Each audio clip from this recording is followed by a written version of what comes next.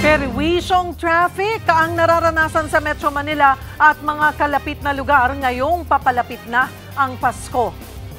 Live mula sa Marcos Highway sa Pasig, nasa frontline ng balitang yan, si Mon Gualvez. Mon, gaano kabigat ang traffic dyan kahit holiday? Cheryl, kahit holiday nga ngayong araw, nako, ilang beses pa rin bumigat ang daloy ng traffic sa ilang bahagi nitong Marcos Highway, lalo na doon sa mga malalapit sa mall at saka sa mga U-turn slots. Pero actually, mas maluwag na ito kumpara sa naranasang traffic Carmageddon sa parehong highway nitong weekend. Namumula ang kahabaan ng Marcos Highway nitong Sabado.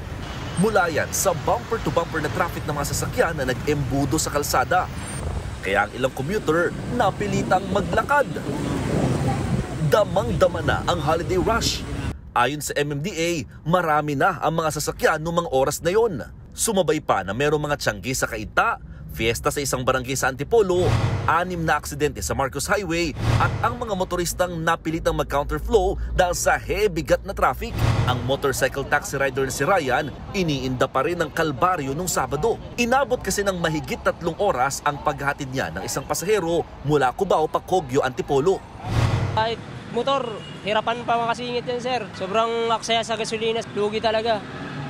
Kaya garahe na lang, diretso garahe na lang talaga, sir. Marami ring jeepney driver sa lugar ang umaaray, lalo't nabawasan daw ang dami ng ikot ng biyahe nila dahil sa buwibigat ng Christmas traffic.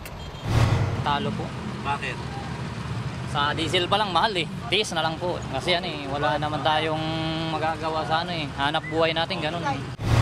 Kahit holiday ngayong araw, sandali ring bumagal ang takbo ng mga sasakyan sa bahagi ng Marcos Highway na nasa tapat ng isang mall. Pinaka naiipon pa rin ng mga sasakyan sa U-turn slot sa lugar.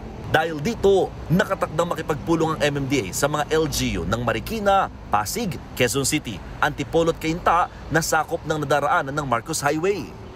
We really have to have a uniform traffic management plan. And of course, tama yung sinabi ni Mayor Junjun na we have to involve the homeowners of each subdivisions there. Kabilang daw sa pag-uusapan ng pagpapatupad ng uniform truck ban, posibleng stop-and-go scheme sa mga intersection at mas maraming traffic enforcers na tututok sa daloy ng trapiko imbis na sa mga violation.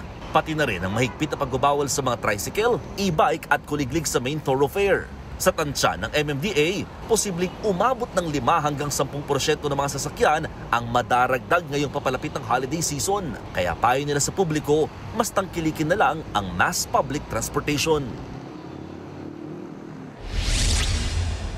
Cheryl, sa mga oras na ito, gaya na nakita sa aking likuran, fast-moving naman yung mga sasakyan na nanggagaling sa Quezon City patungo sa Cainta at Antipolo dito nga sa Rizal. Nagkakaroon na ng konti pagbabagal sa mga tapat ng shopping malls at mga pasyalan. Kaya naman kabilang din daw sa mga aaralin ng mga otoridad yung mga itinatayong mga tiyangge at mga Christmas bazaar na tradisyon na tuwing papalapit itong holiday season. Pero pagilinaw nila, hindi naman ito pagbabawalan, pero hihigpitan lang yung traffic management sa mga pupwestuhan nito.